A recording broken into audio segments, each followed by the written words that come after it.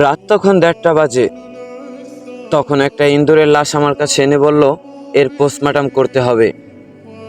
ইঁদুরের লাশ আমি কখনো পোস্টমর্টম করিনি, সারা জীবন তো ব্যাঙের লাশে পোস্টমর্টম করে গেলাম। এদিকে আবার গভীর রাত, মনে খুব ভয় লাগছে, কিন্তু তারপরেও আমি জানি ভয়কে জয় করাই মানুষের কাজ।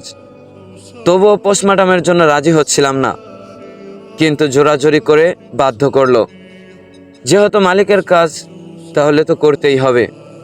আমি মালিকের কাছে জিজ্ঞাসা করলাম, শালা মরল কিভাবে?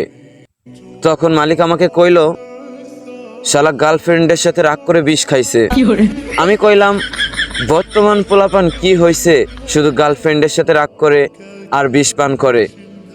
যদিও আমার একটাও গার্লফ্রেন্ড নাই, বিষ পান করা তো দূরের কথা। তো যাই হোক, কাজ শুরু করে দিলাম।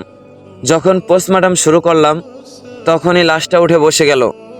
আমি ওকে শুইয়ে দিলাম, আবার উঠে বসে গেল, আমি আবারও শুইয়ে দিলাম। এভাবে কয়েকবার উঠলো আর আমি ওকে শুইয়ে দিলাম। পরিশেষে বাধ্য হয়ে ওর গলায় ছুরি ধরলাম। ও কয়, এই দাঁড়া দাঁড়া দাঁড়া, আমাকে কিছু করিস না। আমি কইলাম, কি রে, তুই না তোর গার্লফ্রেন্ডের সাথে রাগ করে বিষ পান করলি?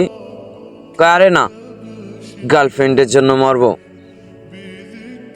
গার্লফ্রেন্ড একটা গেলে আর একটা পাওয়া যাবে, জীবন কি পাওয়া যাবে? এই জন্য আমি মরি নাই। যাও একটু ভয়ে ছিলাম, এখন মনটা একটু হালকা হলো। তারপরে আমি কইলাম, গার্লফ্রেন্ডের সাথে রাগ করে বিষ পান করা, এটা তো কাপুরুষের কাজ। শালার ইন্দুর আমাকে কয়, তোর তো গার্লফ্রেন্ডই নাই, তুই গার্লফ্রেন্ডের মর্যাদা কি বুঝবি? পরিশেষে আমি বুঝতে পারলাম, শালার ইন্দুর আমাকে নিয়ে মজা করে।